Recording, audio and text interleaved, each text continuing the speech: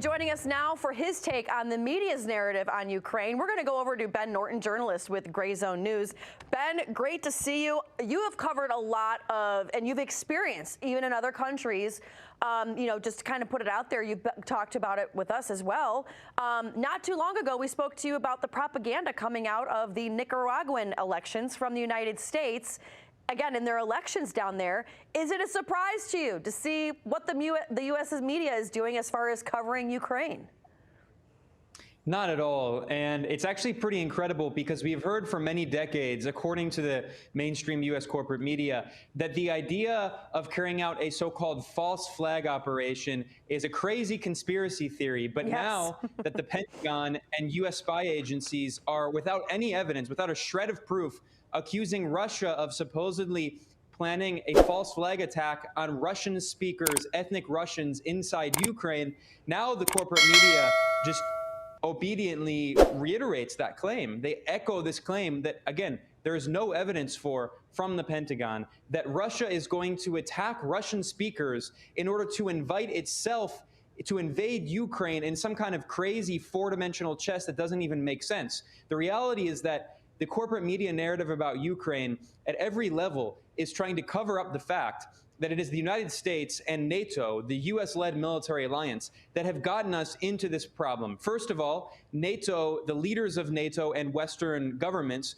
promised the former Soviet premier Gorbachev at the end of the Soviet Union and the first president of the Russian Federation, Boris Yeltsin, they repeatedly promised them that they would not expand NATO an inch eastward after the reunification of Germany. We have evidence, we have documents from multiple Western governments that were published by the National Security Archive at George Washington University proving that NATO promised not to expand eastward. It broke that promise and has continued to expand eastward. Now there are actually multiple members of NATO and the European Union right on Russia's doorstep, right on Russia's borders. And then furthermore, we have to remember that the reason that Ukraine is even in crisis in the first place is because of the 2014 coup, a violent coup d'etat in Ukraine that was backed by the United States. And the corporate media, when they talk about Ukraine, they never mention those two key details. Without that historic understanding of NATO's false promise not to expand eastward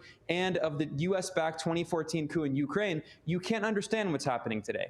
And it's interesting because I brought up with our former guest, John Jordan, about Tucker Carlson. Fox's, we know he's kind of leading the ratings across the board. For him to come out and say, Russia's kind of got a reason to be mad. And again, I'm paraphrasing.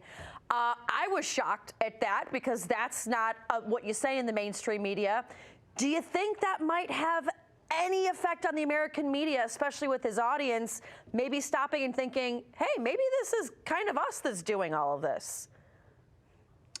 Well, I have little confidence in the mainstream corporate U.S. media. Right. And, there are a few people like Tucker. I mean, I disagree with him on a lot, but it is good to see that he's against the war drive toward Russia. Although I should stress that we also should be against the war drive toward China. We have to combine those two because some people in the media try to only condemn U.S. aggression against Russia and not aggression against China. The reality is that the U.S. media, the vast majority of so-called journalists, are just going to reiterate what the Pentagon and the CIA and other spy agencies tell them. I mean, a lot of these stories in CNN and other outlets, they're literally fed to the reporters by spies, by anonymous officials. So they're not even really journalists. They're just regurgitating what U.S. government officials say. So that's why, unfortunately, I don't have much confidence that they're going to challenge this war drive. I think the reality is that it's going to have to come from the American people, and poll after poll shows that the majority of Americans do not support U.S. military intervention abroad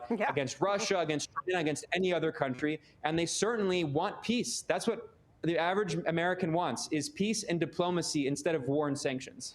Well, Ben Norton, we do trust you as a journalist. Ben Norton, great to see you. We're going to have you back soon.